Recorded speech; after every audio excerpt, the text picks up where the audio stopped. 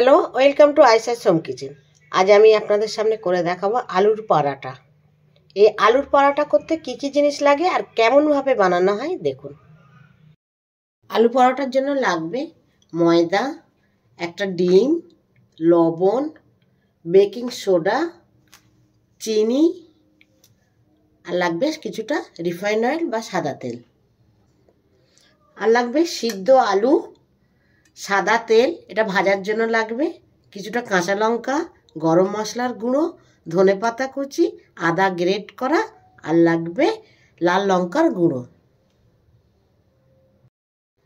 গরম জল নেব এরকম হাফ কাপ, আর দেব 2 চামচ সাদা তেল, 1 চামচ চিনি, লবণ দেব হাফ চামচ, দেব একটা ডিম, এরকম চামচের 4 ভাগের 1 ভাগ বেকিং সোডা দিয়ে এইগুলো ভালোভাবে মাখিয়ে নেব। এতে দিয়ে ময়দাটা আমি মাখিয়ে নেব।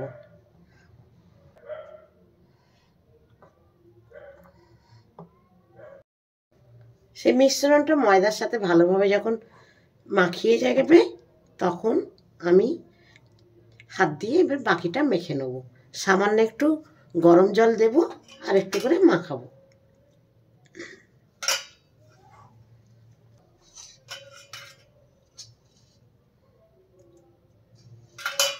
এই করে পুরো ময়দাটাকে আমি মাখিয়ে নেব। ছানা হয়ে গিয়েছে, এবার একে আমি আধ ঘন্টার জন্য রেস্টে রেখে দেবো। আধ ঘন্টা রেস্টে রাখার পর দেখুন কত সুন্দর সফট হয়েছে। এরপরে ছোট ছোট লেচি কেটে নেব। লেচিগুলো কেটে নিলাম। এরপরে আলুটা ম্যারিনেশন করে নেব। আলুটা প্রথম ভেঙে নেব।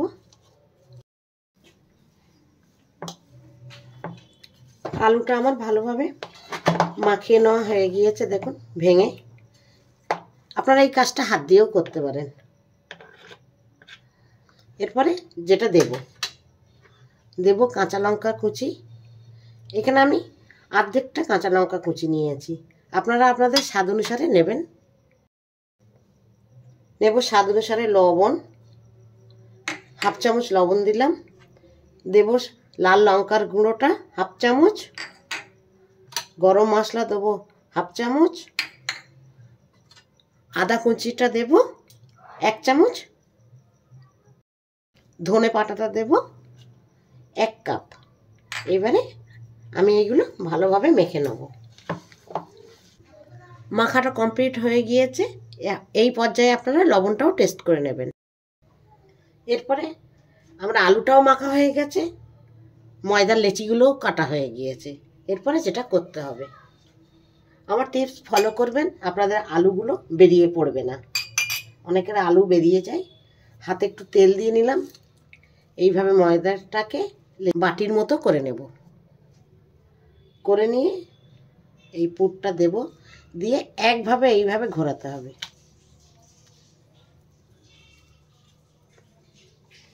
নিয়ে এই মুড়বেন, মুড়ে এই বাইন্ডিংটা যেন খুব সুন্দর হয়।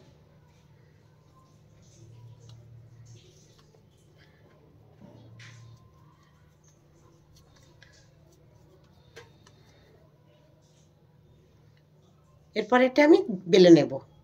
আমি একটা বেলে আপনাদের দেখাচ্ছি। আলুর পরোটা সবসময় তেল দিয়ে বেলবেন, আটা দিয়ে বেলবেন না।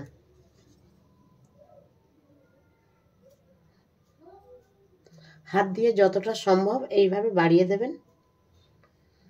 এইবারে বেলনি দিয়ে আমি বেলে নেব হালকা করে, খুব হালকা হাতে।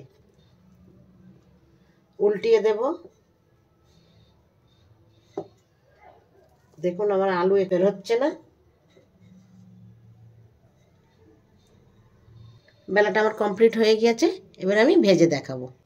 আমি এরকম একটা কড়াই এই পরোটাটা ভেজে নেব। পরোটা গরম হয়ে যাবে, এবারে এটা দিয়ে দেব।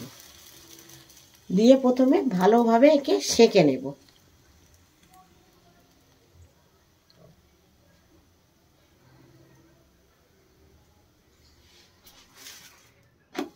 এক পিঠ শাঁকা হয়ে গিয়েছে, এবার উল্টো পিঠটাও সেঁকে নেব।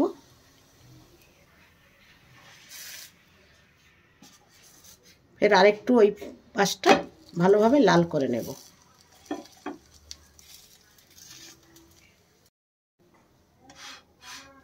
এরপরে আমি তেলটা দেব।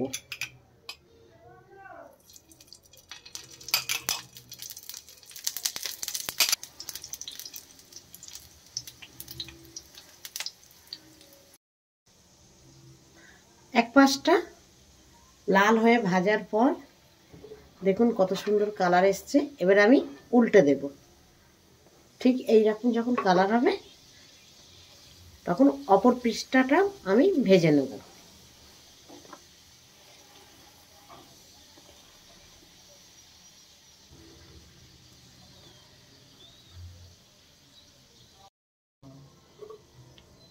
এবারে উল্টো পিঠটাও কেমন হয়েছে দেখাচ্ছি।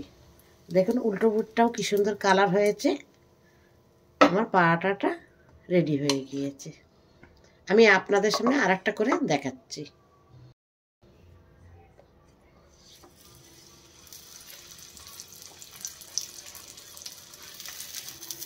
আগে থাকতে তেল ছিল, সেহেতু হালকা হালকা তেলেই এটা আমি ভেজে নিচ্ছি। এখনই বেশি করে তেল দেব না। এক পাশে লাল হয়েছে দেখুন হালকা, এর অপর পাশও লাল হতে দিলাম।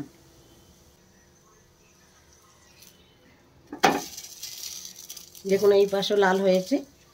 এবারে আমি তেল দেব।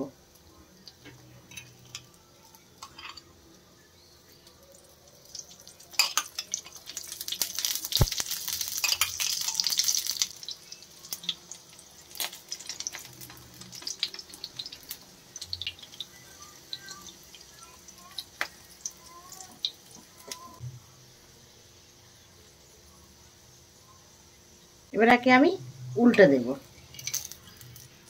দেখুন সুন্দর একটা কালার এসছে।